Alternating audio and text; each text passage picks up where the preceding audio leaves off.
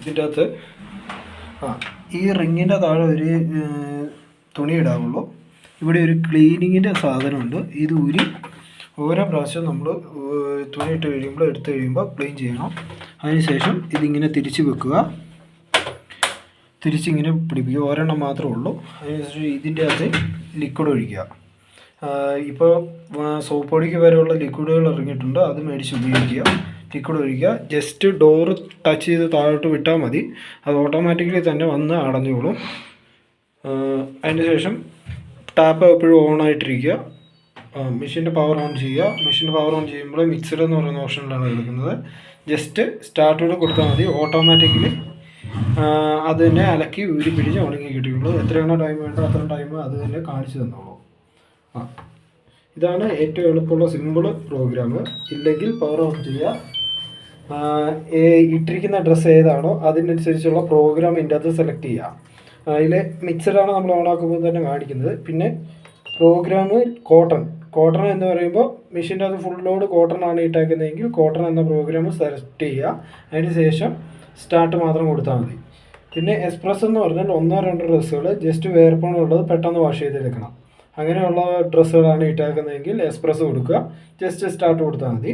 പിന്നെ സിന്തറ്റിക് എന്ന് പറഞ്ഞാൽ പോളിസ്റ്റർ ഡ്രസ്സുകൾ മാത്രം അലക്കാൻ വേണ്ടി ഉള്ളതാണ്. അതാണ് വേണ്ടെങ്കിൽ അത് സെലക്ട് ചെയ്യുക, പ്രോഗ്രാമിൽ നിൽക്കുക, സ്റ്റാർട്ട് കൊടുക്കുക. പിന്നെ ഡെലിഗേറ്റ്സ് എന്ന് പറഞ്ഞാൽ കല്ല് പതിപ്പിച്ച ഡ്രസ്സുകൾ വാഷ് ചെയ്യാൻ വേണ്ടിയാണ്. പ്രോഗ്രാം സെലക്ട് ചെയ്യുക, സ്റ്റാർട്ട് കൊടുത്താൽ മതി. ബൾക്കി എന്ന് പറഞ്ഞാൽ ബെഡ്ഷീറ്റ്, കർട്ടന് എന്നിവ അലക്കാൻ വേണ്ടിയാണ്. ബേബി വെയർ എന്ന് പറഞ്ഞാൽ പിള്ളേരുടെ ഡ്രസ്സുകൾ അലക്കാൻ വേണ്ടി. യൂണിഫോം എന്ന് പറഞ്ഞാൽ ഒരേ മെറ്റീരിയൽ ഡ്രസ്സുകൾ വാഷ് ചെയ്യാൻ വേണ്ടിയാണ് യൂണിഫോം എന്ന് പറയുന്നത്. അതിന് ശേഷം സ്റ്റാർട്ട് കൊടുത്താൽ മതി. ഏത് പ്രോഗ്രാം വേണോ അത് സെലക്ട് ചെയ്തതിന് ശേഷം ജസ്റ്റ് സ്റ്റാർട്ട് കൊടുത്തു കഴിഞ്ഞാൽ അത് തന്നെ ടൈം അറേഞ്ച് ചെയ്ത് വെള്ളം എടുത്ത് അലക്കി ഊരി പിഴിഞ്ഞുണങ്ങി കിട്ടിക്കോളും.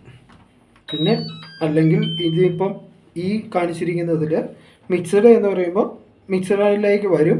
അതിന് ശേഷം മുക്കി വെക്കണം. അതായത് ഈ അലക്കി ഉരുപ്പിടി എന്ന് പറഞ്ഞിട്ട് കൂടത്തിൽ മുക്കിയും കൂടെ വെക്കണമെന്നുണ്ടെങ്കിൽ സോക്ക് കൂടെ സെലക്ട് ചെയ്തിട്ട് സ്റ്റാർട്ട് കൊടുത്താൽ കുറച്ച് നേരം മുക്കി വെച്ചതിന് ശേഷം അലക്കിക്കോളും.